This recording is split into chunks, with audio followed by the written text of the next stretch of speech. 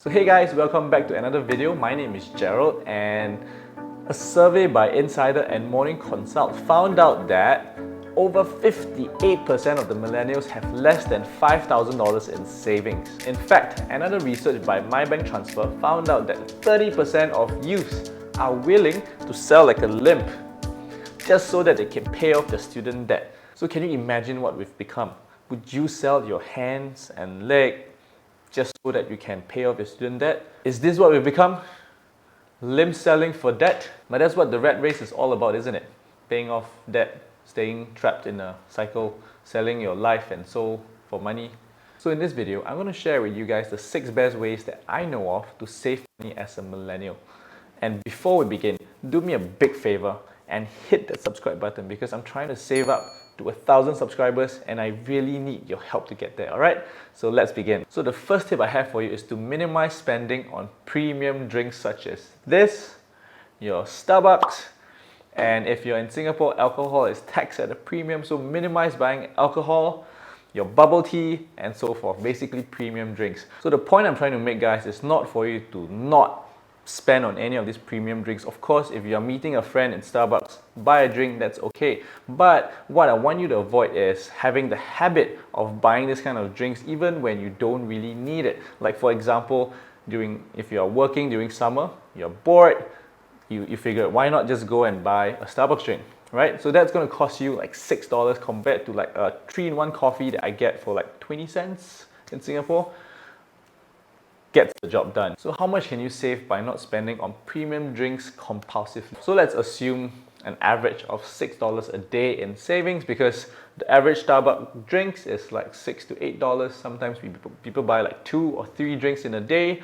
Even if you buy like a Coke and then you drink 4 cans of Coke, that's about $6 a day that you could have saved if you just drank water, right? So assuming you spend $6 on premium drinks a day, that will set you back about, times 365 days, that is $2,000, $190 a year. That's right, folks. If the average millennial has $5,000 in savings, 2,000 in 2.5 years of not drinking premium drinks, you would have saved more money than the average millennial.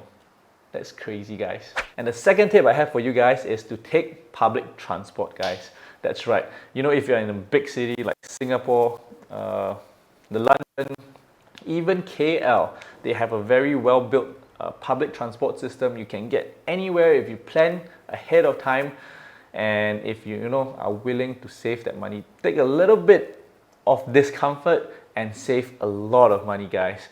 Just how much are we looking at? We're looking at an average of, $18 a ride in Singapore. That's about there. I have friends that love to take Grab. Like they will literally Grab anywhere because it's convenient. You can just click and then taxi comes and then, just get on board, get to the destination, pay like what, 10, 20 bucks when it's literally just 2 to 3 bus stops away. It's not worth it, guys, especially when the price surges.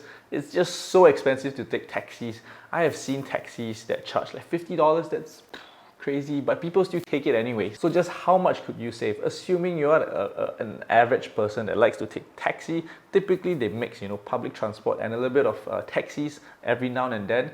So we expect an average of, I don't know, $180 a week. That's like 10 trips on average, which is very reasonable for a person that likes to take taxi, right? So compare that with public transport, guys.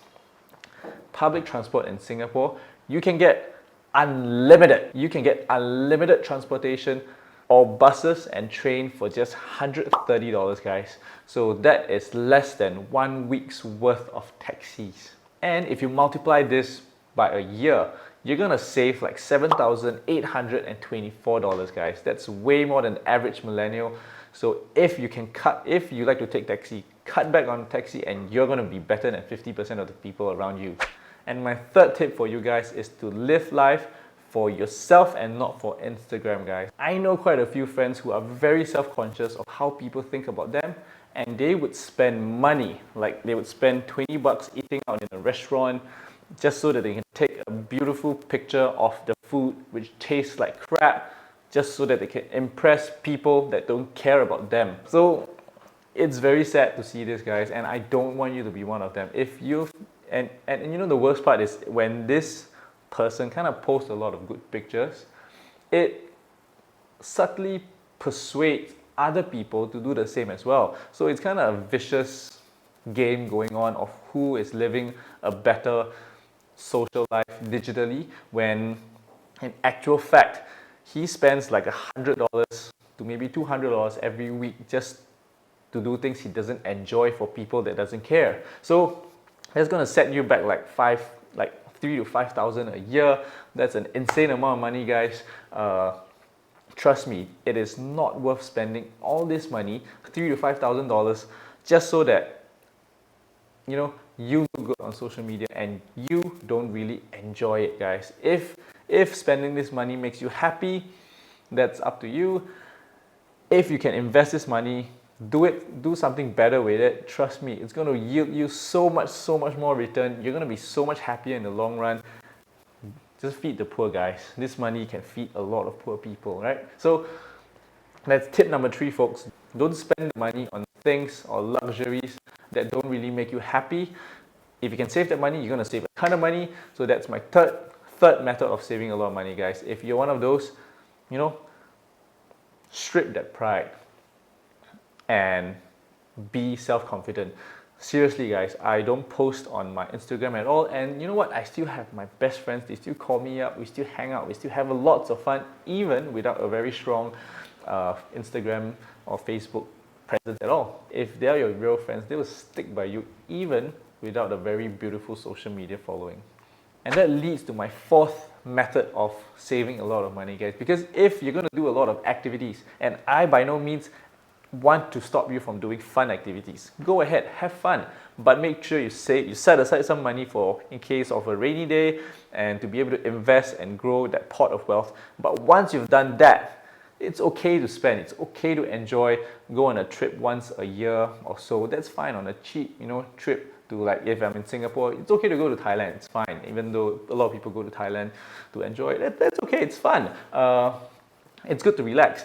But the thing is when you go to do these kind of things, to enjoy yourself, you want to find the best deals possible. So always find coupons, always find deals, cashback, everything, credit cards, to get the points, but not so much to accumulate that and buy things you can't afford, but to really stretch your dollar as much as you can, guys. In fact, a lot of the big tech companies are paying top dollars so that you would use their app. So let me share with you a real life story. Like, for example, I went to KL to visit my girlfriend's sister, and in some parts of KL it's a little bit remote, and it is very inconvenient for us to go and buy food and come home, and it takes us a lot of time to kind of cook and prepare food, and it's not that cheap to cook for like a single meal, right? So interestingly enough, those big tech firms, they're actually subsidizing deliveries for us, like deliveries to get the food delivered from the restaurant. Like, the person's going to queue up, buy the food, deliver it to us,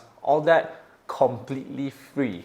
That's crazy, So we basically got the food delivered to us at no cost, and in fact we saved the amount of money to actually kind of go out to take the public transport, the bus, the time it takes to wait, to get on the bus, to get there and return. So we save time, we save money.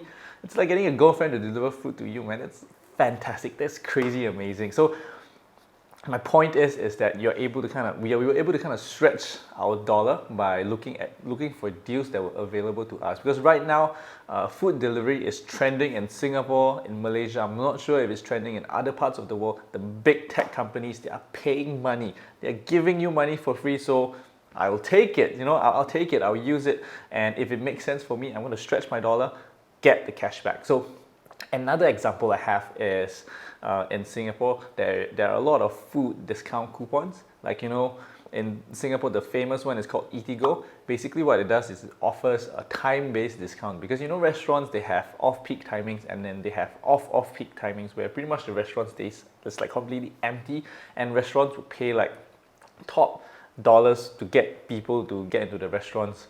And how much are they paying? They're paying like 50% or 60% discount off their regular menu items just for me to eat at their restaurant. Crazy, guys. So like at 8:30 p.m. I can get like 50% off my meals, and I enjoy that high quality dining experience. So whenever I hang out with my friends, if I do find these deals, I just kind of tell my friends, you know what, let's wait till 8 o'clock, 8:30. Most of the time, your friends be happy to kind of chill with you, do something else till it's 8 p.m. Because if, like, there's 4 of us eating in a meal and I could save $15 a person, that's like, what, $60 that one weekend. That's crazy amount of savings, you know. So a lot of money for yourself and for your friends on a regular basis. All you need to do is just figure out how you can stretch your dollar.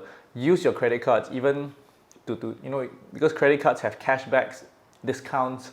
Like for me, I get a student credit card. A student credit card is giving me like 5% cashback on all Visa payments. So that's a lot of money that I get every month just by, you know, using my credit card. And that's my 4th tip on how you can save a lot of money. So the 5th tip that I have is not the most comfortable, but it does save us a lot of money. And that is to share your flat with another roommate, or basically move back with your parents. The thing is that I know some people may not feel very comfortable living with your parents, and I understand that. But the thing is that by sharing, like instead of renting an entire apartment to yourself, if you rent like a shared apartment and you just live in, like in Singapore, we have 3 rooms and we just live in one of the rooms, how much savings can we get compared to renting an entire studio apartment? We are looking at savings of as much as like $800 or $900 every month. That's how much we can save. It's like almost as good as what? $9,000 to $10,000 every year. That's a huge amount of saving, guys, just to be able to, you know, just by co-sharing an apartment with someone else. Of course, you need to make sure that the person is safe, there's not a creep, but yeah, you get to save a lot of money. And you need all the money you can get if you're a millennial trying to pay off your school debt to buy, you know, your first house. And the last tip I have is not so much of a way to kind of cut down your expenses or stretch your dollar, but rather to make more money. I know a lot of my friends in university, they live a pretty comfortable life. They don't work on the weekends, and what they do during their free time, they just sleep in and they just watch their favorite Netflix show, they chill out with their friends. And if I were them, or if I were you and you need that money, I would highly recommend working a side job. Like, I'm looking at like spending 8 hours a week. So maybe 4 hours on Saturday, 4 hours on Sunday, or the full Saturday you're working, Sunday, you know, you can just rest, or you can just split it throughout the week, like 2 hours every night. That works too. So just even if you're making like minimum wage, say $10 an hour, right? If you make $10 an hour, 8 hours is $80 a week, which translates to about $4,000 a year. That's not a small sum of money, guys. It's almost half of what the millennials have. Half of the people have, you know, 5,000, 4,000 is pretty much there, right? So that's 1 year of effort, working 8 hours extra. So of course, when we are looking at part-time jobs, you want to look for jobs that pay you better than minimum wage, things that use your skills. Like if you're a good photographer, take pictures. If you are a good student, can teach, and teaching pays pretty well in especially if you're like a university student. And if not for that, it's also very important to look at learning new skill sets. Like if you intern in a big firm, they pay you minimum wage. I suppose that's okay because you're learning new skills. But that aside, the fact is that making the extra $4,000 is going to get you way ahead in life, especially if you know how to compound this $4,000 to like $40,000 or $400,000. So this $4,000 will bring you a long, long way. So now that you've kind of learned all these different tips on how you can save money, then the question is, how do you grow your savings, right? So in another video, I shared my method on how I can turn $1 to $100, guys. If you haven't, be sure to check out the video here. And in the meantime, keep saving. And if you haven't already, be sure to subscribe to this channel. And I'll see you next time. Ciao, ciao.